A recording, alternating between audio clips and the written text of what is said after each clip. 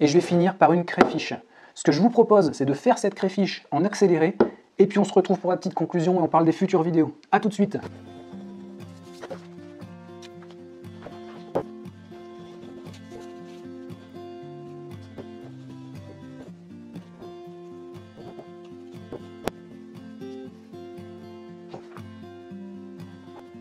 Et voilà, vous avez vu, on en a fini avec cette 4e pâte, donc à l'écrevisse, je vous confirme, ça arrache.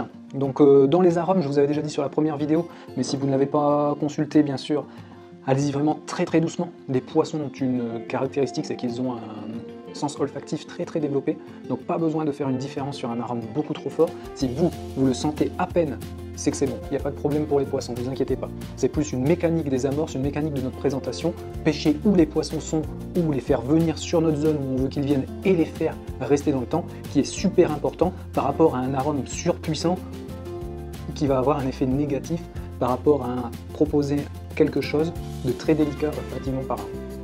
Voilà, merci d'avoir suivi cette nouvelle vidéo, la vidéo 2 sur la partie pâte.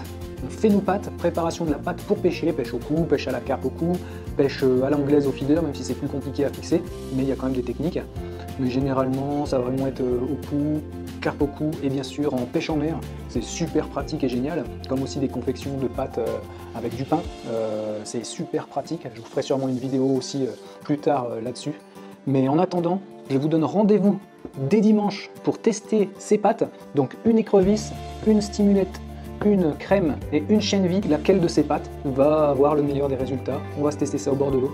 N'oubliez pas, dans la semaine prochaine, on va se faire une pâte et essayer de trouver une mécanique, parce que là c'était facile, 65 g de farine, 30 ml d'eau, et vous avez ce volume qui est pour moi un très bon compromis pour pêcher, sans être trop dans l'excès, parce que des fois on n'utilisera pas tout, ça c'est évident, mais la soirée où vous utilisez tout ça en pêche au cou, carpe au cou, vous avez mal au bras, c'est sûr. Donc vous inquiétez pas. Par contre, c'est pas non plus trop peu. Mais c'est ça qui est bien, je trouve, dans ce compromis, 65 g de farine, 30 ml d'eau. C'est pas mal. Je vous dis à la prochaine vidéo. Merci de continuer de partager toutes ces vidéos de carpodrome.fr. Faites de vos rêves votre vie. Salut!